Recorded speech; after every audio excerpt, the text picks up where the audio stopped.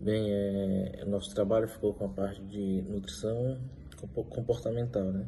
Os integrantes são Alisson Thiago Lopes Braga, João Aurélio Cardoso de Moraes, Sandra Raquel Macedo Almeida do Os transtornos alimentares são quadros psiquiátricos causados por complicações clínicas e tem como dano à saúde o comportamento alimentar, distorções na imagem corporal e agravos psicossociais, que acabam causando anorexia nervosa, bulimia nervosa e compulsão alimentar.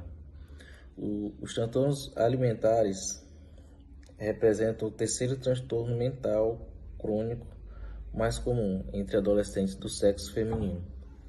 Embora os aspectos fisiológicos sejam bem identificados, as complicações psicológicas ainda são pouco compreendidas.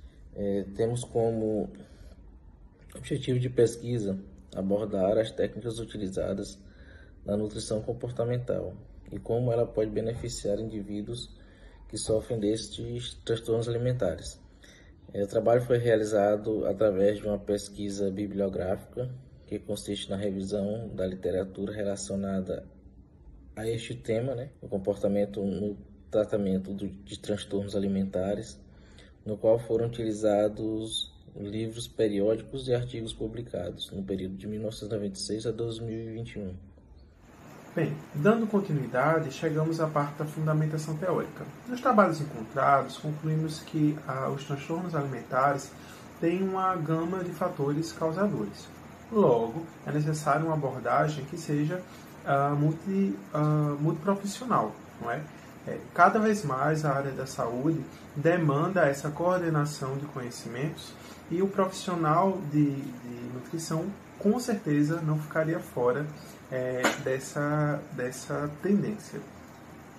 Mas voltando ao transtorno alimentar em si, eles podem ser causados por diversos fatores, tanto genéticos, uma predisposição ao indivíduo ter esses transtornos, quanto pressões sociais, como a pressão estética, sofrida principalmente por mulheres, mas não sendo excludente do sexo feminino, pode acomete homens também, mesmo que em menor intensidade.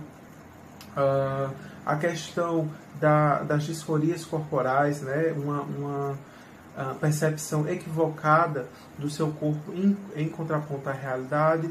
Enfim, isso acontece principalmente na fase da adolescência, em que a gente está passando por muitas mudanças e aí essas percepções equivocadas podem acontecer de forma maior.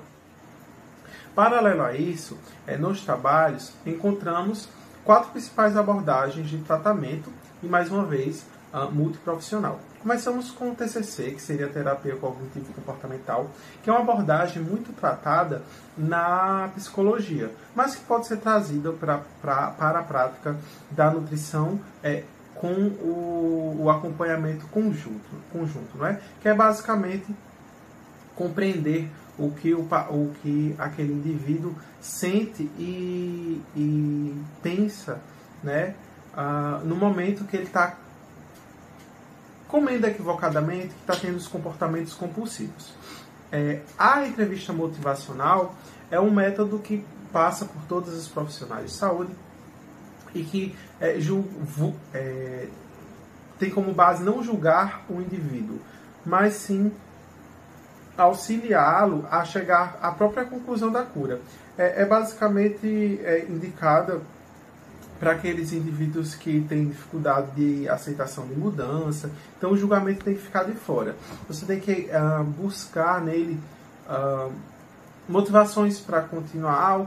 Quais são os seus objetivos futuros? Você acha que essa compulsão, esse problema que você está passando vai atrapalhar você a atingi-los? Sempre tentando fazer ele chegar às suas próprias conclusões, não impondo ou julgando as ações presentes.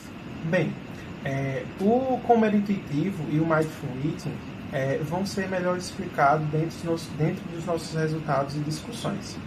Vale salientar que todos esses pontos que eu falei agora, eles vão muito além da formação tradicional do profissional de nutrição, sendo necessário que nas suas leituras extras, dentro de seminários como estes que estamos realizando, ampliemos nossa noção do que é nutrição e nos alimentemos, não literalmente, obviamente, de outras áreas, né? Enriquecendo o que vamos fornecer aos nossos futuros pacientes.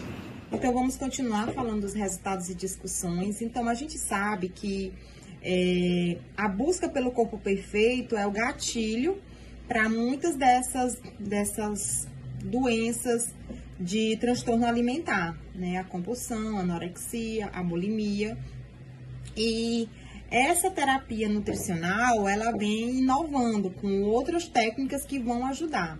Então, Almeida e Furtado, em 2017, eles verificaram já uma eficácia nessa terapia comportamental em relação ao IMC. Então, foi feita uma correlação desses itens e foi observado que os pacientes que tinham feito esse tratamento, que aderiram a esse tratamento, né, tinham um IMC, conseguiram baixar um pouco mais o IMC. Já a técnica de entrevista motivacional, né, também foi visto por Fingler Guimarães, que também é uma técnica também muito boa, com bons resultados, já no início do tratamento. Então, a partir do início também já é observado.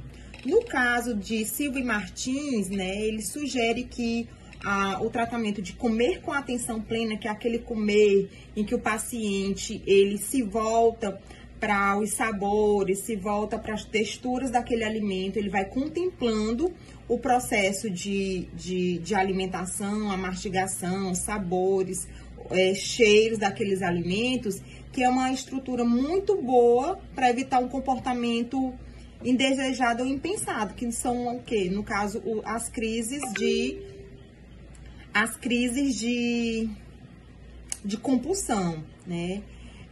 O comer com atenção plena nos imerge nas cores, nas texturas, aromas, sabores e até mesmo nos sons que o comer e o beber proporciona. O comer com atenção ele deve ser direcionado pela experiência interna que esse indivíduo tem e única. E aqueles que comem com essa atenção não são julgadores, estão atentos. Ele está ali tendo a atenção em todos esses itens da alimentação que foi falado agora há pouco, né? Apesar de ser um estudo novo, a gente ainda busca, apesar de ter se mostrado eficaz essa terapia nutricional nos transtornos alimentares, a gente ainda tem muita pouca publicação feita.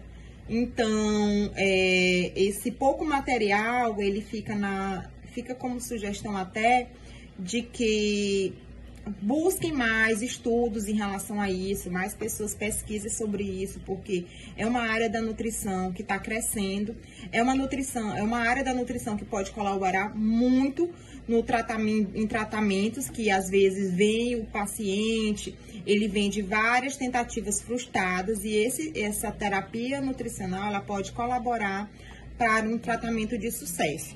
E como conclusão, né, este estudo propõe que a nutrição comportamental, como sugestão desses transtornos alimentares, é uma técnica inovadora, como eu já falei, bem avaliada pela literatura que tem postada em relação a isso, né, mostra esses resultados positivos no controle do IMC e também da saúde psicológica, que também é importante, que a gente não deve só se preocupar com o físico do paciente. Nesse tratamento também a questão da saúde mental ela é muito importante, está diretamente relacionada até. Essa abordagem ela vai atuar em todo ser biopsicossocial e tem uma relação compatível com os aspectos fisiológicos e sociais e emocional com a alimentação. A gente sabe que esses aspectos estão diretamente relacionados às nossas emoções. E também fica como conclusão essa questão dos estudos, dessa falta desses estudos nessa área. Então, observou-se a falta de estudos no cenário brasileiro, trazendo como sugestão a necessidade que se avance nesses estudos no Brasil.